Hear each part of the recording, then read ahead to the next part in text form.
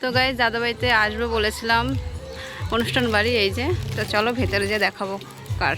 তো গাইস দেখো দাদাবাড়ি আসার কথা, এই যে এই পুচকেটার আজকে 1 মাস বয়স হতো। দেখো কি কিউট মাম্পি তোর মেয়েটা, এই যে ঘুমাচ্ছে। আমি বলেছিলাম না তোর মেয়ে হবে, দেখেছিস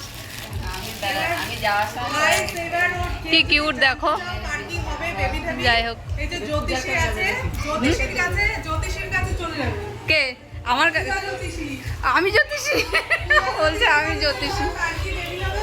এই যে মেয়ের মা হলো এটা।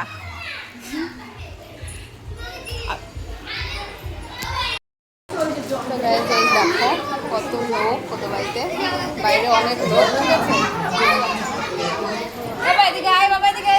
এই যে ওর একটা ছেলে, এই যে এটা হলো ওর বড় ছেলে, আর ওটা হলো ওর মেয়ে হয়েছে।